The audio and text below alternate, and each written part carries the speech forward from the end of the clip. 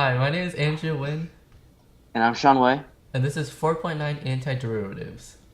First of all, we have derivatives. It finds the rate of a function at a certain point, and it mostly uses the power rule, which is f of x is equal to a times x to the power of n, then f prime of x is equal to n times a times x to the power of n minus 1.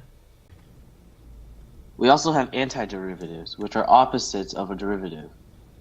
A function capital F is an antiderivative of lowercase f on the closed interval a through b if capital F prime of x equals f of x for all of x in closed interval a through b.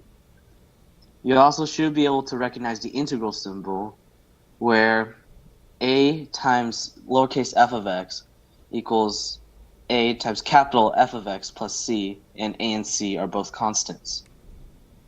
Antiderivatives can be used to derive velocity and position functions from an acceleration function. Then we have the reverse power rule. If f prime of x is equal to a times x to the power of n, then f of x is equal to a divided by n plus 1 times x to the power of n plus 1 plus c, where c represents any and all constants. Remember to add c to the end of your antiderivative. Also remember when negative exponents has positive exponents in the denominator. An example would be x to the power of negative 1 equals 1 divided by x. The easiest way to check your work is just to find the derivative of your answer. Here are a few antiderivative functions that you should remember. The antiderivative of lowercase f of x plus lowercase g of x equals capital F of x plus capital G of x plus c. The antiderivative of 1 over x is ln absolute value x plus c. The antiderivative of a prime times e to the ax is e to the ax plus c. We also have our inverse trig identity antiderivatives that you should remember, which are 1 over 1 minus x squared, root 1 minus x squared is sine inverse plus c. 1 over root x squared minus 1 is inverse cosine plus c, and 1 over 1 plus x squared is tan inverse plus c. And if we have a to the power of x, where a is a constant, it's a to the x over ln a plus c.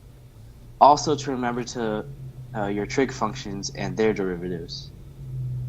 So here we have problem number 1. Find the general antiderivative of f of x.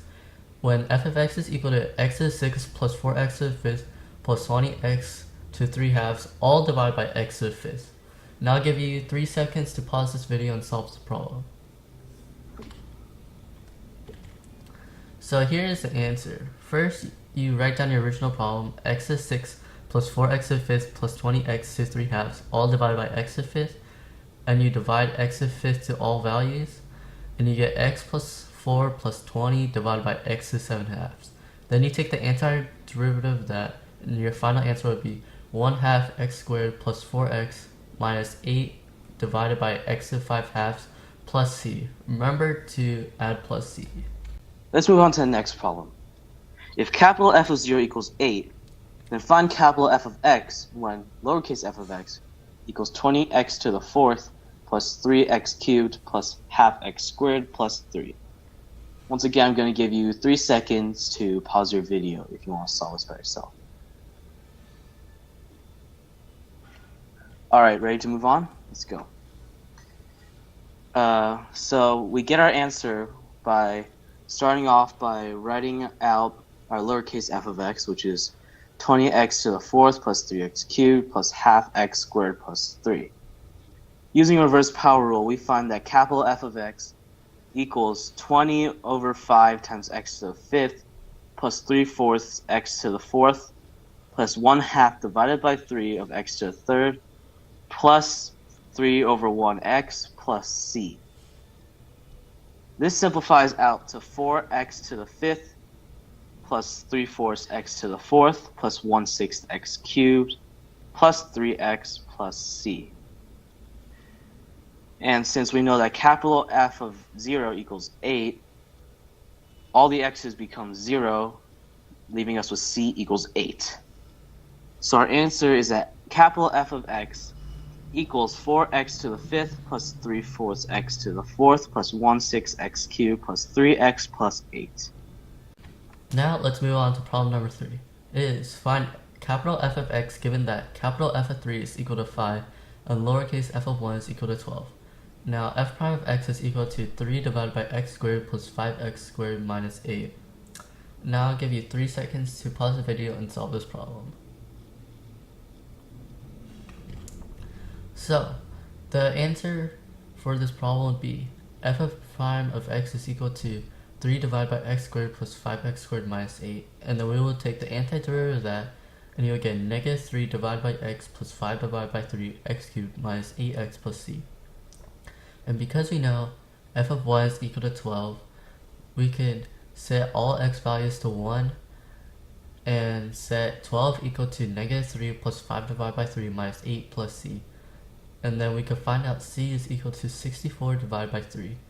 And that means lowercase f of x is equal to negative 3 divided by x plus 5 divided by 3 x cubed minus 8x plus 64 divided by 3.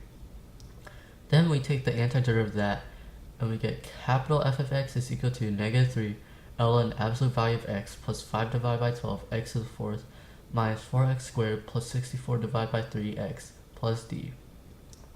Then because we know uppercase f of 3 is equal to 5, we set all x values to equal to 3, and we set 5 equal to negative 3 ln 3 plus 405 divided by 12 minus 36 plus 192 divided by 3 plus d. And we solve for d, and we get d is equal to negative 227 divided by 4 plus 3 ln 5. So then now we know that uppercase f of x is equal to negative 3 ln absolute value of x plus 5 divided by 12 x to the fourth minus 4x squared plus 64 divided by 3 x plus negative 227 divided by 4 plus 3 ln 5. Now we have a velocity problem here. If the acceleration function is that a of t equals 5/2 times t squared, v of 0 equals 25, and s of 0 equals 3, then find s of t. And we'll give you 3 seconds to pause the video so you can do this problem by yourself. And we're back. Alright. So we start off with our acceleration function that a of t equals 5/2 times t squared. Using reverse power rule, we can find the velocity function to be v of t equals 5/6 times t cubed plus c. And since v of 0 equals 25, then we get that c equals 25. So our final velocity function is that v of t equals 5/6 times t cubed plus 25. We use reverse power rule one more time to find that s of t equals 5 over 24 times t to the fourth plus 25 times t plus d. And since s of 0 equals 3, we get that d equals 3. So our final position function is that s of t equals 5/24 times t to the fourth plus 25t plus 3. Thank you for watching our video on the reverse power rule and antiderivatives. Hopefully this helps you study for the AP test and other tests. And make sure you check out our worksheet. Once again, I'm Sean Wei. And I'm Andrew. And one more time, thank you.